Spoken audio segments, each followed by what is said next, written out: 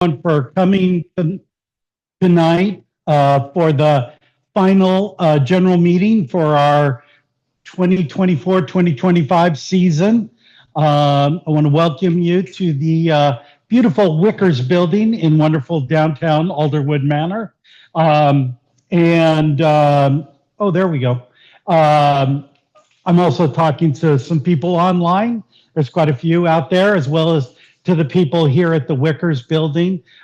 Thank you for being here. We're going to have a great presentation tonight from Taylor and Snohomish Walks, but I did want to cover just a couple of things before we turn it over to her. First off, for those of you who are new, I want to welcome you and just let you know that Sno-Isle Genealogical Society is a nonprofit, all-volunteer organization dedicated to helping people with their family history and genealogical journey. We do that through education like this. We have resources such as our library up at the other side of the parking lot here at Heritage Park in Linwood, and through our vibrant community of fellow amateur genealogists who are here to share ideas and stories and all.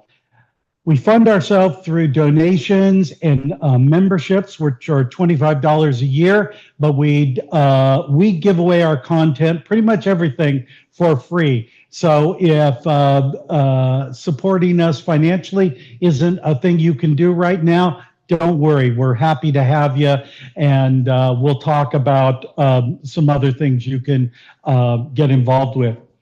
My name is Corey Smith. I'm the president for another 26 days. Unfortunately, I just get demoted to vice president, so it's not as big of a win. For those of you who are members, the board did officially accept the results of the election. Gabby in back manning Zoom tonight will move from vice president to president. I will become the vice president. Sue is joining us as the treasurer, giving Jerry a well-deserved break. And thank you, Jerry, again for many years as treasurer. I know he's still going to be working as a shift lead and docent at the library and working on the digitizing of the Edmonds Tribune newspapers. And so again, thank you very much. And then finally, Craig Gowans is back for a second term as secretary, which I very much appreciate. And I don't believe he's here tonight or online, but again, a warm thanks to him as well. So that's coming up. With the end of our season, you may have read this in the newsletter that came out over the weekend. We take a few months off. There won't be any general meetings, and the Beacon, the newsletter, won't be coming out again until September. But we've got a lot of other things going on. We've got our tool shed meeting the third Wednesday of each month. Check the calendar. We've got our Monday morning Zoom coffee clatches every Monday, unless it's a major holiday. Check the calendar. And if you want even some more fun, on July 12th, mark your calendars, we have History and Heritage Day, or Heritage and History Day, whichever one it is, here at Heritage Park in Linwood. The Northwest Veterans Museum, where we're sitting right now, will be open. Humble House, where we're at, will be open. The Linwood Alderwood Manor Heritage Association will be open. And the trolley car from the original Seattle to Everett line will be available for tours. They'll have that open. So again, I'll ask, does anyone have any questions about us or what's going on in the next few months as we get through the summer? Okay, then one final thing for members and the people who've been here before. No, I've been giving some presentations at some of the Sno-Isle library branches. Have been a great deal. We were out at we're at Briar Thursday and Darrington on Saturday. We've got one left, not this, check the calendar. I think it's the weekend after. out at Granite Falls. So if you're out that way and want to join us for an intro class, great to have you. So, all righty. And well, with that, I'm going to turn this over. We're welcoming Taylor Russell from Snohomish Walks. This sounded like a really fun presentation, and Taylor likes to do the history, but put a little spin on it, and I think this is a lot more interesting. So I'm going to hand it off to her. Thank you, Corey. Just double checking my audio is all good here with Zoom. Yep. Okay. Yes, hi everyone. My name is Taylor Russell. I am a local historian and I have a small business called Snohomish Walks. I actually recognize at least one of you in this audience from one of my tours, and I know there's a few on Zoom as well. I have just published my 5th book on local Snohomish history, and it's a story that matters deeply, not just to me, I believe, but also to anyone who claims a connection to Snohomish County. So I want to share a little bit about it today and kind of the genealogical research that went into this. My book, Lost and Forgotten, is about a desecrated burial ground in the city of Snohomish. The place we now call Snohomish was land claimed by settlers in 1859. The first known photograph of the town is this one here. This dates to 1866, and this is looking at today's Katy Park. And by 1889, we have a beautifully detailed bird's eye map showing development is progressing quite well for Snohomish. Streets, businesses, homes, riverboats, and the county's largest mill is at the west end of First Street, so the bottom left corner of your screen there. Snohomish is both the name of the town and of a Coast Salish people. The town's founder, Emery Ferguson, named his new neighborhood after these folks. And eventually the city became the county seat for a brief moment in time, and thus we also get Snohomish County. As the population grew, so did the need for a formal cemetery. There had been earlier burials of settlers, but it wasn't until a white woman named Edna Peden drowned in a boating accident in 1871 that the town founders took it seriously. Her death prompted paperwork to be filed, formalizing a burial ground northeast of town. This location wasn't a random choice. The bluff chosen for the cemetery had long been used for local Coast Salish burial rituals. Settlers saw this and followed suit. The Snohomish Cemetery was officially registered in 1876, and that began with a plat map and a deed. On December 14th of that year, Mary Lowe Sinclair signed her land over to the Snohomish Cemetery Association.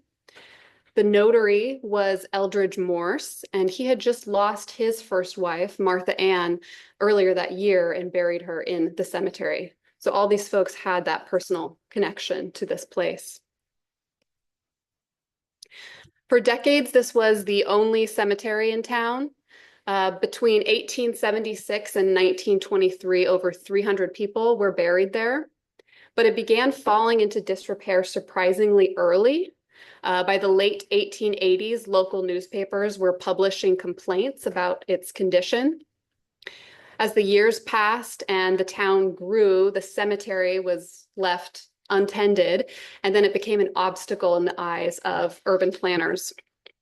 So officials made multiple attempts to condemn it, and eventually legal loopholes were used to circumvent the cemetery protections that state law offers.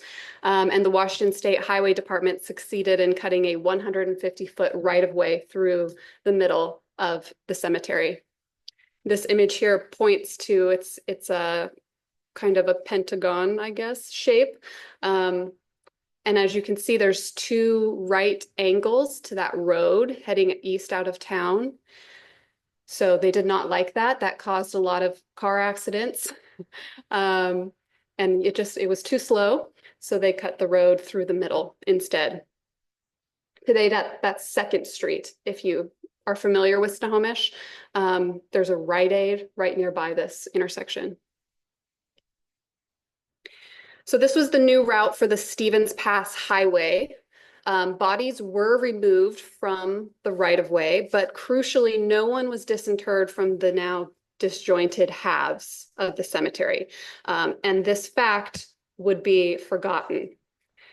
In the 1960s, there was a very well-meaning but poorly executed restoration project aimed to level the site and seed it with grass. And as part of that effort, all the remaining headstones were removed, but they were never returned and eventually disappeared. So on this map there, where is the cemeteries right there with the hatch mark kind of? Or Yeah, you can see the lower edge of it as like a little bit of a curve and then, yeah, hash marked. And then the two diagonally crossed lines, those are the lanes of the highway going through the middle. And so then on the northern part of that, there's also a little rectangle of sorts. So by the 1980s and 90s, the site's true history had been almost completely erased from public memory. That's something I go into in detail in the book because I find it really fascinating how public forgetting happens and also how public memory is created. So it was believed to be empty by the city, the Historical Society, and the senior citizens. They thought it had all been cleared during the 1940s highway construction. And so the city treated it as open, developable land. Buildings were moved on top of it, including one that became a senior center, which is shown in this picture here.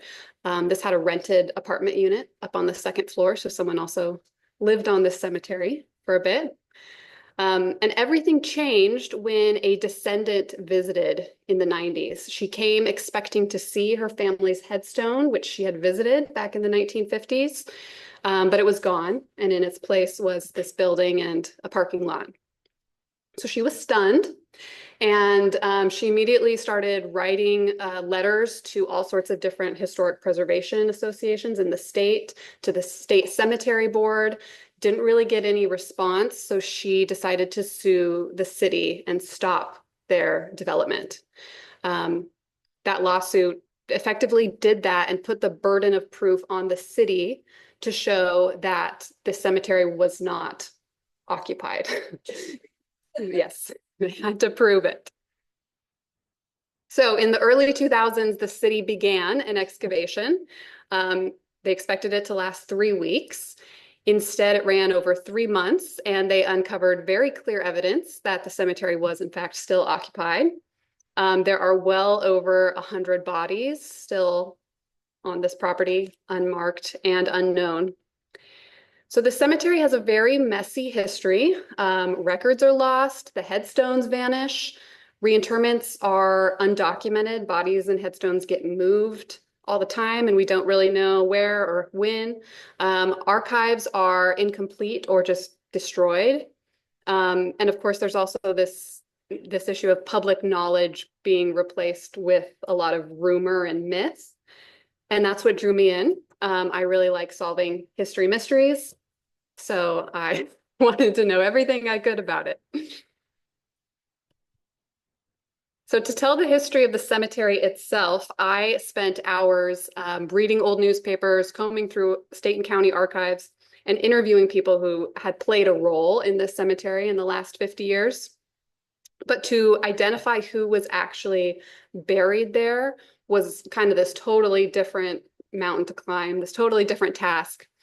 In the 1960s, during that citywide restoration effort, Clara Matthias, who was a hobby genealogist, you might have seen her name if you guys are doing Snohomish County genealogy. She did a lot of work for local genealogical study. She compiled the first burial list with names she copied from big books of county death records just for the right time period, and she assumed they're probably in the Snohomish Cemetery. Then in the 1990s, Ruth Moore and Carolyn Crawford, the descendants who sued the city, they compiled their own list. They used newspaper articles, funeral home records, family information, and death certificates to argue against the city, that hundreds of people were likely still buried there. It's kind of like genealogy going to court and really being used for an active, exciting purpose. In the 2020s, myself and a very dedicated group of volunteers expanded this research with even more modern tools, and a determination to go beyond just the names. Our goal was to reveal not only the deaths, but also the lives of those laid to rest in the Snohomish Cemetery. So we started with Ruth and Carolyn's list, which this picture shows it here. They mostly had names, sometimes with a birth date and a death date, a dash in between, and of course, it's what's in that dash that we wanted to know. Our predecessors were limited by much slower methods, but we had digitized death records, databases like Ancestry and newspapers.com, and of course, crowdsourced sites like Find a Grave to kind of harvest all those different information points, data points. So we began at the top, started looking through all sorts of things that I'll kind of go into detail with here in this presentation. Headstones, of course, really could have helped us out, but this cemetery doesn't have them. This is a picture of how it looks today. There is a headstone display in the northeast corner of it, but that was assembled in the 1960s, and those were placed without regard for their original locations or any bodies being attached to them. And there's at least 60 headstones. I think I mentioned earlier, at least 60 of them have gone missing over the decades. And there also would have been cedar signs, but those have decayed. So we've lost a lot of them. Hi there. Hey there. So visually, it really is hard to imagine that this is a cemetery. Midway through this project, I was invited down into the basement of the Snohomish Historical Society and shown some very large storage bins. And inside were headstone fragments collected from the site over the years. A few were big enough to still have partially decipherable epitaphs on them. One of them I picked up and I could read that it said Rev and died Aug 20. And I was very excited because I had just been researching a reverend who died in August of 1883. So I had learned through newspapers and probate files that Reverend George Sneath had been a religious prodigy, born in England in 1856 and sent to the Pacific Northwest as a missionary to work amongst the native Coast Salish. At 26, he was engaged to a young woman from Snohomish and spending his summer there. Unfortunately, the previous winter, he had a brush with scarlet fever and perhaps never fully recovered. So he suddenly died. The papers said he choked to death on phlegm in his throat. And that exact date, August 20th, was the day he died, etched into this stone that I was now looking at. So more than 100 years later, part of his marker had come to light and I was able to know who it belonged to. So that was really exciting. Thanks to the Historical Society for hanging on to those. Determining who was buried where and when was a real logic puzzle, and thankfully I like logic puzzles. There were so many reinterments and most of them undocumented. People were being moved out of the Snohomish Cemetery for over half a century, from 1891 to about 1947, and almost all of that is undocumented. There was no one, keeping track. There was no cemetery association that was active and overseeing any of this. So some bodies and headstones were moved together to other cemeteries like the Grand Army of the Republic or Woodlawn. Some bodies were moved without their headstones, which were pretty heavy and cumbersome to transport. But then, of course, some stones were moved without their bodies because it's also pretty hard to move a body. It's its own level of difficulty. Another fun puzzle I came across was the story of Clarence Sinclair. He's the son of Mary Lowe and Woodbury Sinclair, who are the cemetery founders. As a young man, he was working aboard a steamboat on Lake Washington. And one night in 1904, he was walking the lake shore, slipped, hit his head, and drowned in just 15 inches of water. His body was returned to Snohomish on the next train, and a very large funeral was held in his honor at the GAR cemetery. And so the death notices say, go to GAR, everyone gather at GAR. You'd assume that he's buried where the funeral is held, but then in a newspaper article describing the event after the fact, they hold the funeral there, and then they put him in they called it a dead wagon, which is a hearse, and they took him across town to the old cemetery and buried him next to his brother and his father. So a bit of a mystery. I had to have all the pieces to truly understand. Another reverse engineering tactic that I took was to review plot sale records at the county's recording office. When you do this, you can sort by grantor or grantee. If you've ever looked up, your home sales or whatnot and tried to trace who's buying and selling it.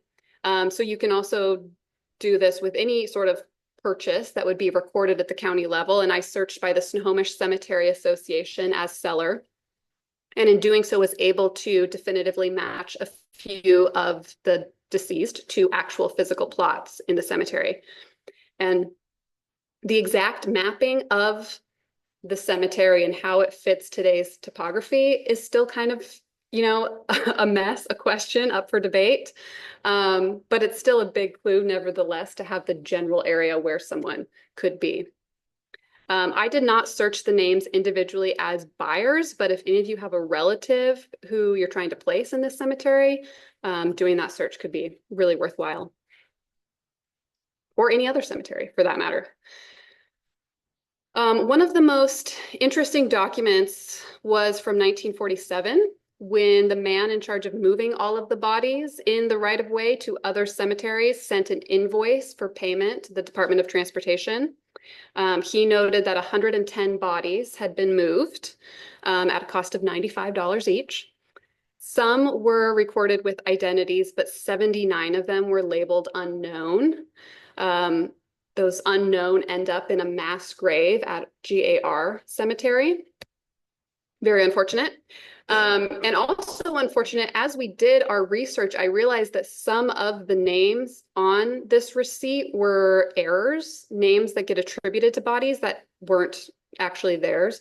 For example, Julia Cathcart is on here, supposedly removed with her infant daughter.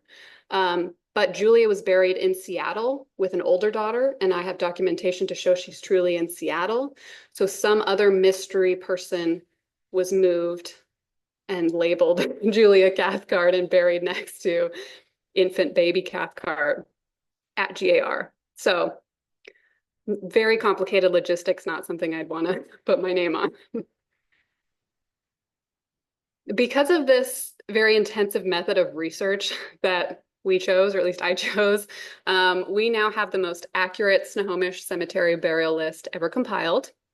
It is a living, changing document, so these numbers shift, but as of this moment, I have 327 people confirmed or highly likely to be buried there. We disproved 66 names that had appeared on the earlier lists made by Ruth and Carolyn in the court case. And then we've also added several new names, people whose presence had really never been documented before. They'd never been on any list about this cemetery. This is a map showing the bodies that were found in the city's 2005 excavation. So there were 96 at least in the southern half. They only excavated the southern half. They didn't do the northern portion. And on the southern half, they skipped quite a few large spaces because there was a building on top of it. And there's modern roadways on top of the edges of the cemetery. So in this image, all of these little black rectangles represents human remains that have been found. And none of these people have headstones or identities. And because of that, like the picture I showed earlier, there's nothing visually there, and it's kind of a no man's land without memorials or really the ability to ever use that space. But they are at least now on my burial list. So now it's my mission to try to connect these names and these stories we've developed to actual bodies, if possible. So we compiled our research into a spreadsheet. And all of this, by the way, is going to be available on my website, all of these little biographies and details about these people. And what we created, though, was, I think, more than a burial list. It's also this demographic snapshot, an impression of who's here, what they died from, their age, work, marital status, and you can sort it that way in the spreadsheet. So we begin to glimpse a larger portrait of Snohomish society at that time. And we've only just begun to look at it this way, but I'll point out a few highlights. First of all, there are many ways to die, and our list has a really great variety of ways. The most common cause was accidental, so being crushed by logs or falling trees, thrown from horses, fatally burned, but certainly most often was drowning. At least 18 drowning victims are buried here. Most residents didn't know how to swim, yet their worlds revolved around the river. Recreation, transportation, their livelihoods. And before the railroad arrived in the 1880s, Snohomish was only accessible by canoe or steamship. So you had to be on the water at some point. Another really common cause was being struck by a train. And these examples were almost always men, and they were almost always drunk. And they were men who chose to either walk on the railroad trestles, elevated, 100 feet above the ground, or more strangely, lay down and take naps on the train tracks, which had very predictable consequences. So, not sure what was going on there. One of the more tangled and interesting accidental deaths belongs to James Evans. He was known as the Jolly Tinsmith and hardware dealer. He came to Snohomish in 1881, opened a thriving little shop, but was found dead just 18 months later. He was found face down on his bedroom floor, undressed, with scattered bedding and overturned lamps, and the coroner suspected a stroke. But this is what I feel like is a stretch. He fell forward and suffocated himself, but there were other rumors at the time that swirled around his death. James had left a first wife and 2 sons in England and married Mary Ashe shortly after arriving in Snohomish. And Mary had already been married twice before. Her first husband was buried in the Snohomish Cemetery. A year before James died, there was a bizarre case of mistaken identity that threw his marriage into chaos. There was another man named James Evan who moved to town and received a check from his wife in California, but that check was mistakenly delivered to Mary, wife of the Snohomish James Evans. And so when she read that, she got very upset. She was convinced that James had a secret wife and a secret life in California, and she was sending money to him. So Mary launched a telegram campaign to expose him, only to discover her mistake later when she met this second James Evan in the post office when he was there asking to collect his mail. He had lost a check. Where is it? So she found out she was wrong. Our Snohomish James Evans died not long after that, and so many found the timing suspicious.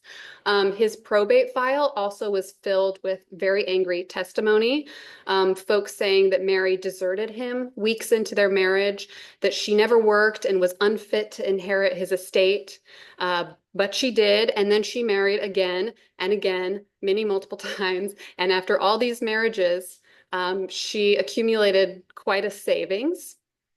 So when she died in 1914, she left $1 to her daughter, and then she left the rest of the estate to the nursing home that she was staying in, which I think kind of speaks to maybe her personality and the dynamic between her and her loved ones.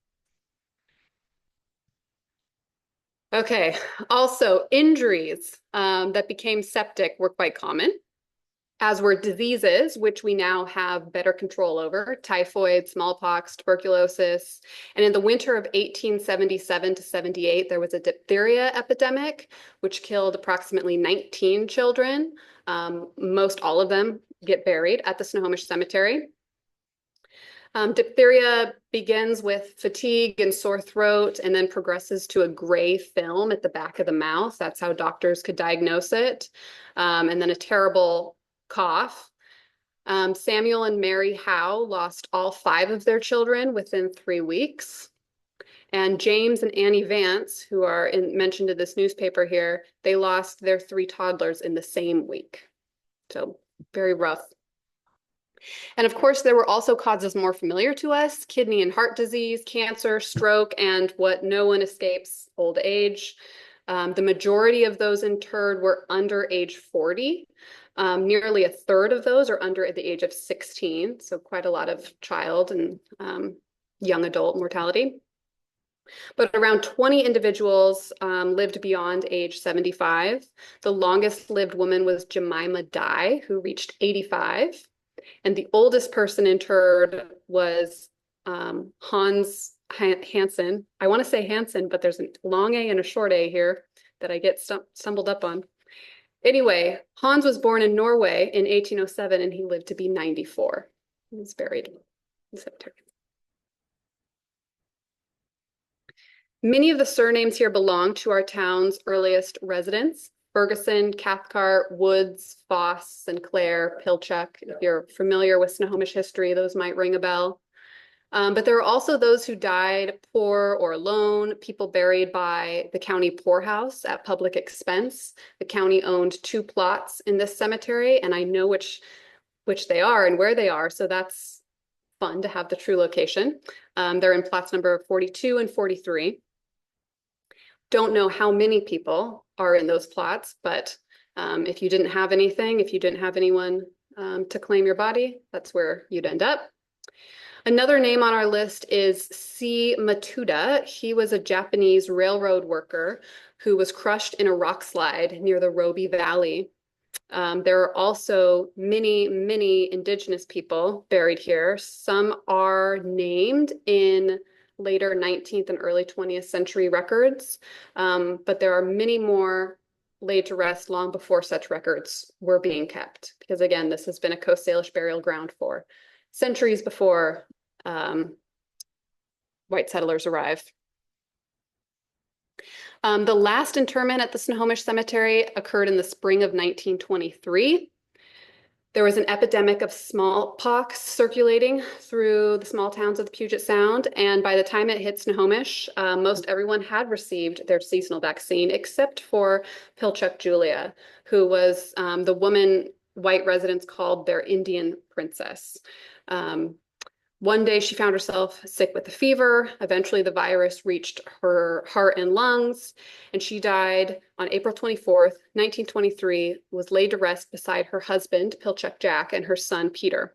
They're in the southeast corner of the cemetery. And I think it's really fitting that Julia, a Coast Salish native, was the last person to be laid to rest in this cemetery. She represented that link to the cemetery's much greater, even longer past. One of the most striking finds in the cemetery came during the 1940s road construction. While crews were clearing the right-of-way, they uncovered a set of burials arranged like spokes of a wheel with all of the feet meeting together in the middle. What you couldn't see, what they didn't know at the time, is that these folks had been buried around the roots of a cedar tree. This was an ancient Coast Salish ritual. And so the tree, long gone, long ago turned into lumber, but its spiritual imprint remained there in the cemetery. Could you repeat that? Yes, I'm gonna wait for that car to go by. When they were clearing the road in the 1940s, they found bodies arranged like the spokes of a wheel with their feet meeting in the middle. And that was an ancient Coast Salish ritual. These bodies would have been around the roots of a cedar tree. So.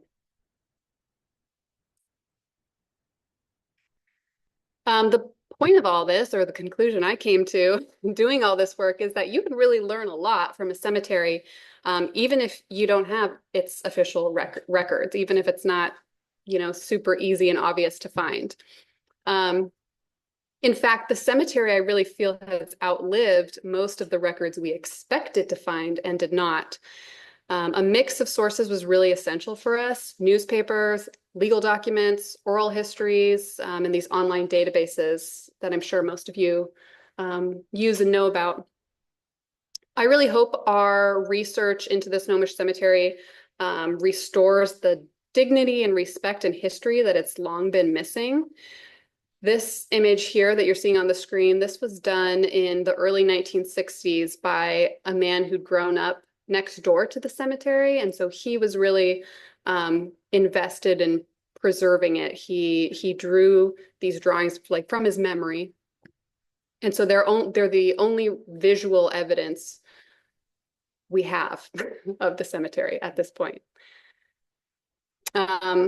I could not have done all of what I've done without a volunteer research team. And I know some of them are on this Zoom call. So huge thank you to Liz, Elizabeth, Brittany, and Rachel. I've also attracted even a few more volunteers who are helping me write all of our research into a coherent biography. And so that's what's going to be posted to the website. All of that, as well as links to purchase the book and learn the full story, which I've barely scratched the surface of, that is all posted to Snohomish. Thank you so much for hosting me and listening to my story today. You're welcome. So I have a question. Yeah. So we see the map where the road went through it. And right now, only the south side is a field with a sign in it. Just the sign that marks it as a cemetery, but is there any other verbiage or anything to tell people what happened there? Okay. There is nothing there. And so there's that south side that you saw the picture of. There's also a north side that at one point did have a historical display, like a pioneer village is what they called it. Is that what that cabin is? That you see on Google Maps? Yes, exactly. The cabin is still there. It has to be moved legally because we've decided it's a cemetery and you cannot have a building on top of it. But that's a big process. But yeah, there is no signage, and the city agreed to make a memorial in the early 2000s when this court case thing happened. They agreed to fund a memorial, but it hasn't happened yet. So I'm going to get this at the city council. Everyone's going to get one and we're going to get a memorial. That's my hope. You talked about looking at records like the courthouse and such. So what were, for us that do a lot of online research and we don't necessarily go into the bowels of the courthouse and such, what are the sorts of things that are there, and how do you actually, where do you go? Like first, Snohomish County, I'm sure it's the courthouse in Everett, but where? Yeah. Where? For Snohomish County, I was going to the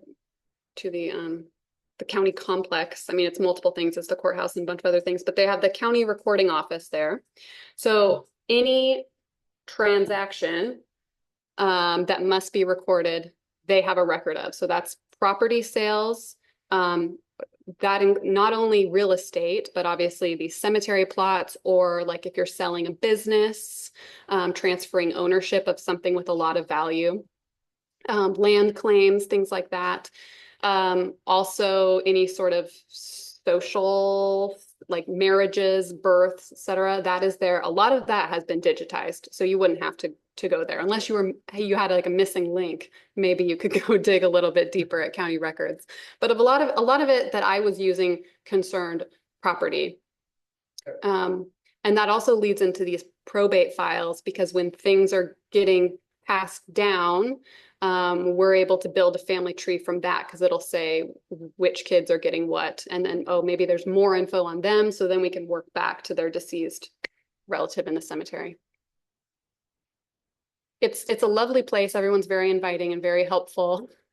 And I've spent a lot of hours there. They have a microfilm reader, and usually no one's ever on it. I always get nervous that I'll arrive and there's only one and I'll have to wait. But no, they're in their customer service center area on the first floor. It's like there's a first floor. There's a customer service center where everything is. Yes, it's in the back corner of it. Okay. Yeah. Have been there. Okay. Yeah. Yes, and they are nice people. They are.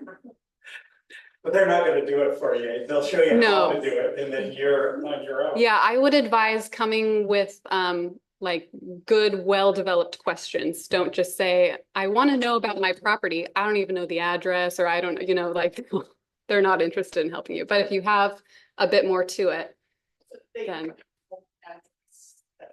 They're not there anymore, they can kind of help with that. You can maybe find out, maybe they can't help you, but. Possibly, yes. I would try to look up like the old legal land description, because that's how everything's organized there.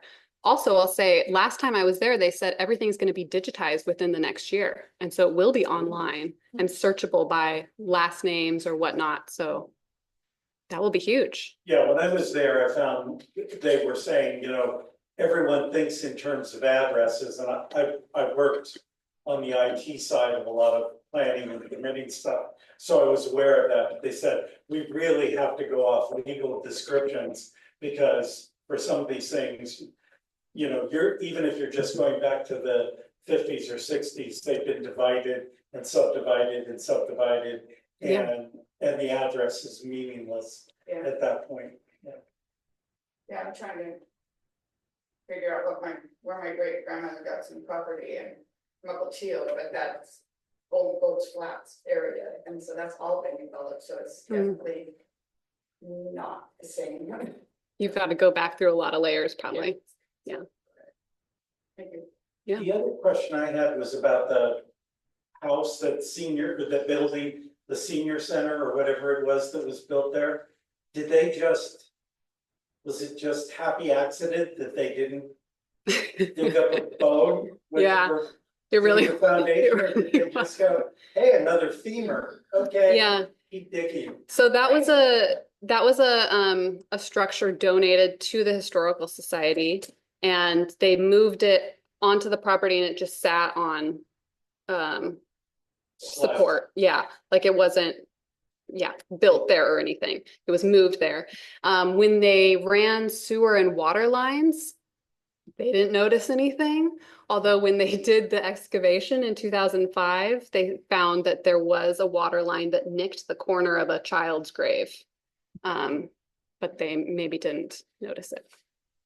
So they were very lucky. And I don't know, the northern half of this property also had buildings on it, also with sewer and water lines installed. And that has not been excavated. So who knows how much damage happened over there. Are they planning to excavate the northern part of the new point? Oh, no, they don't. I don't think the city wants to touch this. That's under parking lots now, basically, right? The northern half has a green grassy area with the cabin. The most northern edge probably is like 5 or 10 feet of a parking lot, just because it's the edges that get real messy. But yeah, I know the city is not at all motivated to do any. I mean, it's a very, very expensive thing, and you know what you're gonna find. You're gonna find bodies, so unless we have another thing we're gonna do with those bodies. Not motivating. And 5 blocks of this. Really? Wow. 7 Wow. You've witnessed it even if you didn't know it.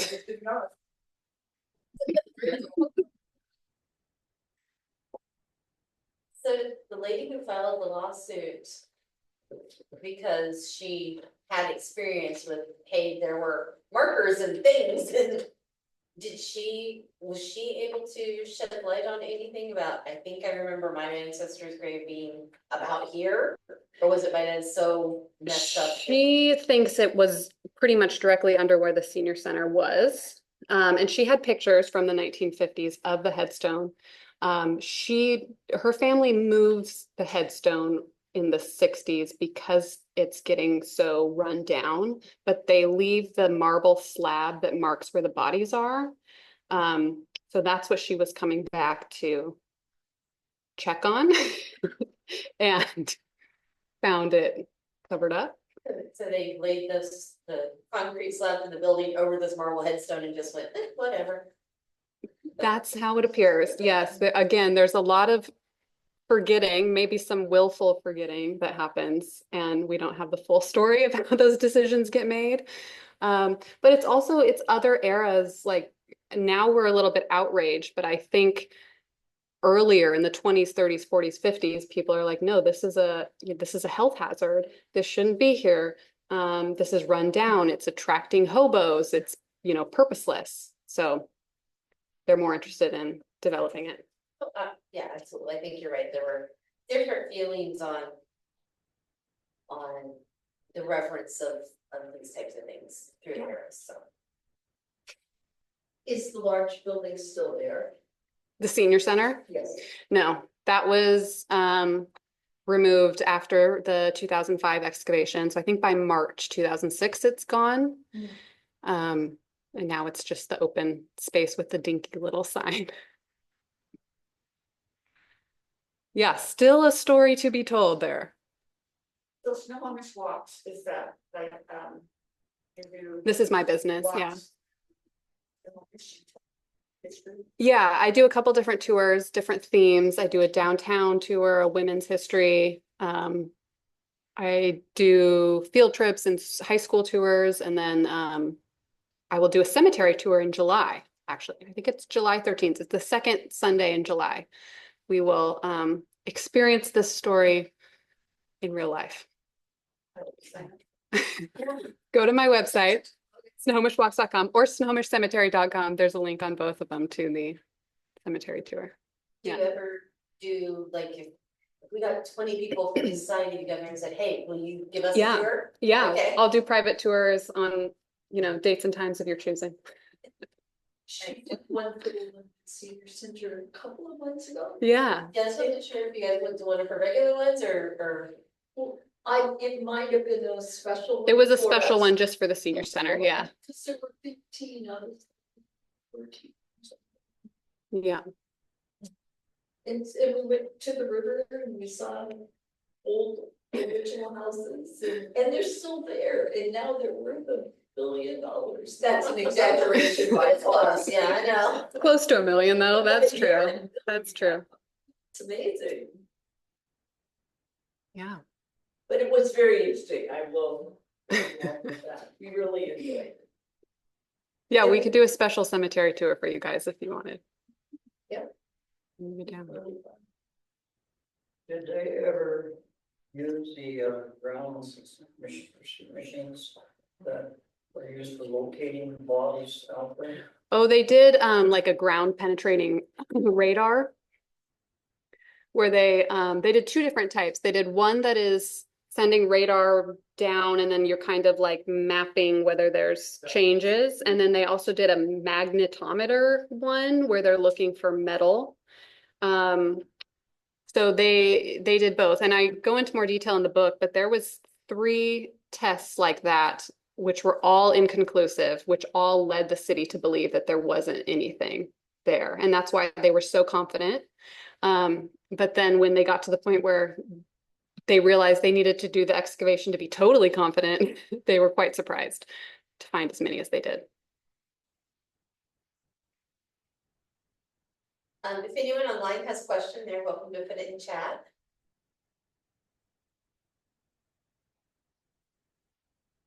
Oh, I have a private message one. Oh, is that Craig? No, June Mansfield here. Is it believed that there are still burials on the north side by the cabin where the headstones are, or is it just display? Yes, there's burials on the north side still. They didn't excavate it, so we don't know how many. And the headstones on that side are, yeah, just display. Quite a few of those I know get moved from the south side to the north, so they're at least, 100 feet disconnected from their body. But again, a different era when they thought they were creating something really special to have the headstones all collected and cleaned up and displayed. They're at kind of a wonky angle that doesn't line up with how the plots would have been, but yeah.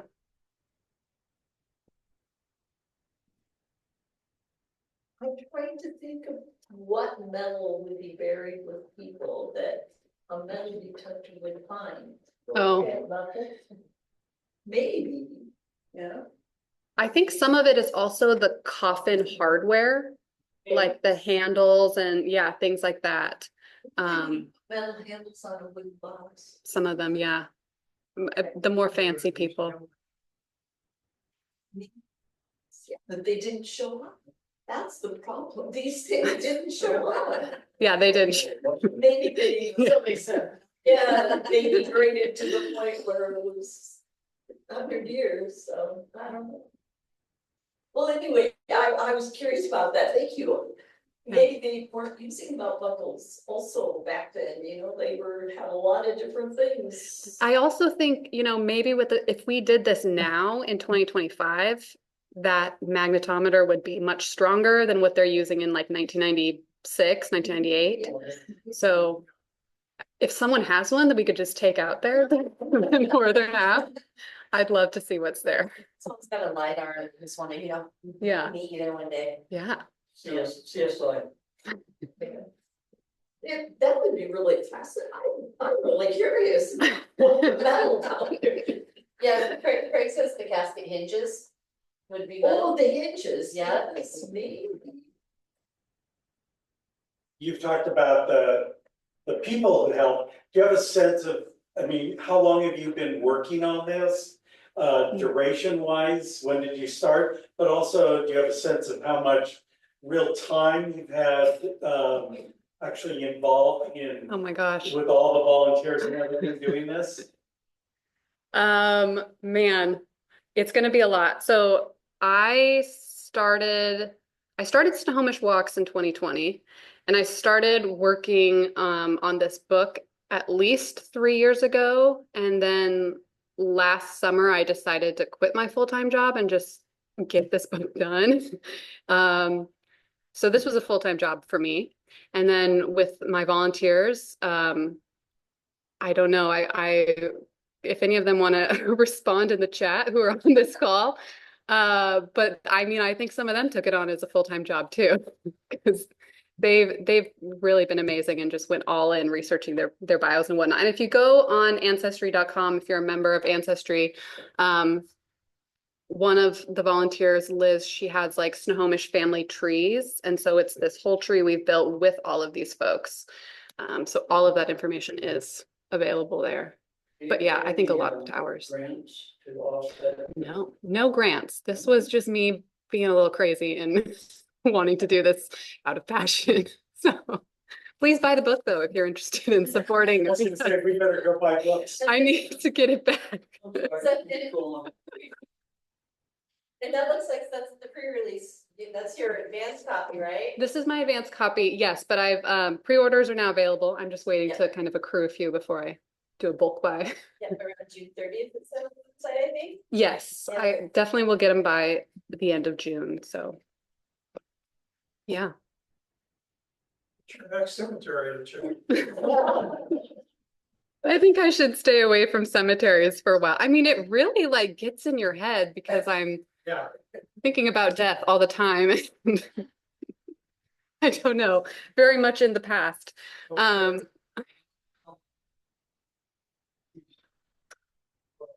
So, yeah.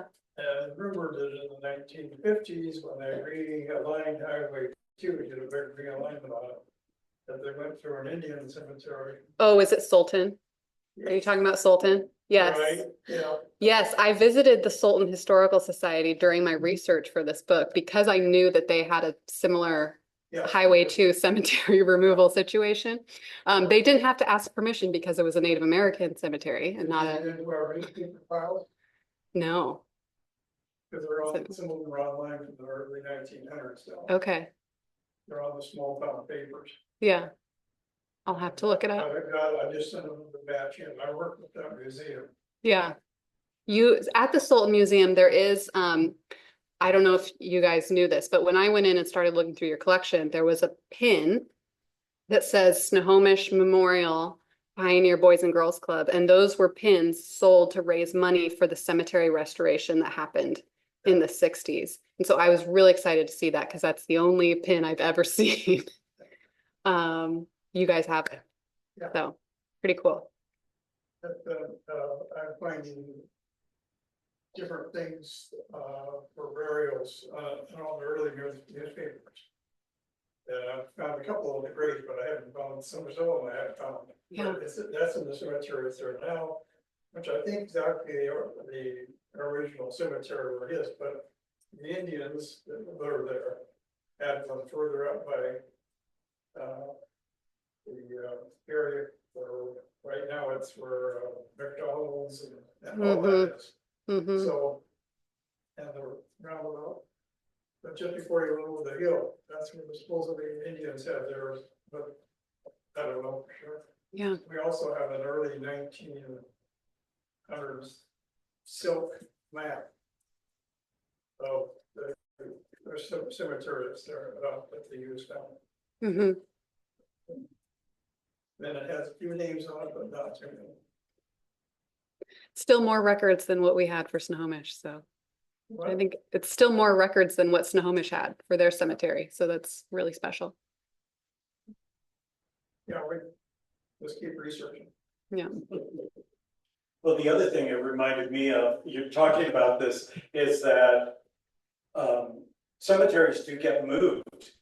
I was down at Washelli Evergreen there in North Seattle, and a lot of the bodies had been moved at least once, if not twice, as they realized the real estate of downtown Seattle.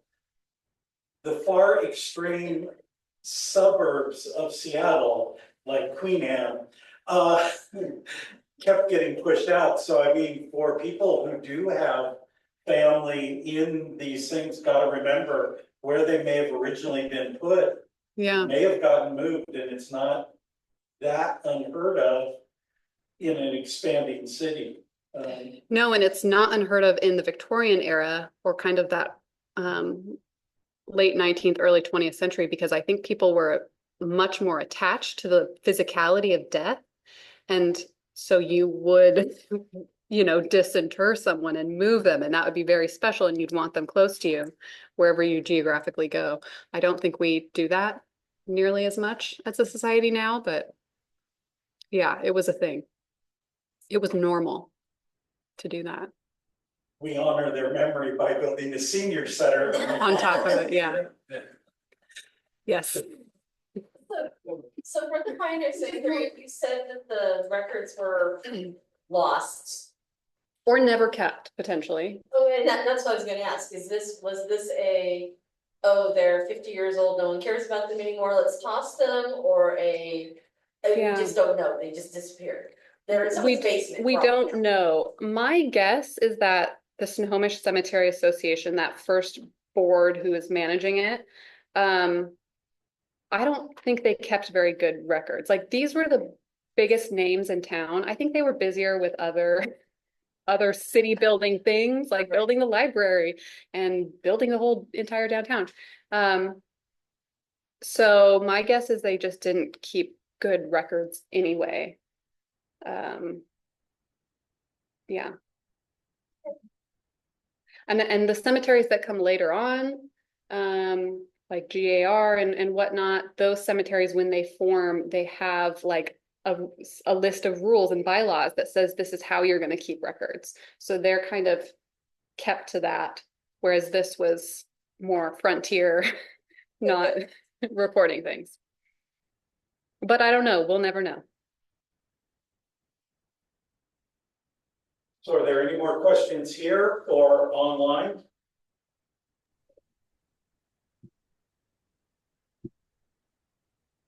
Okay.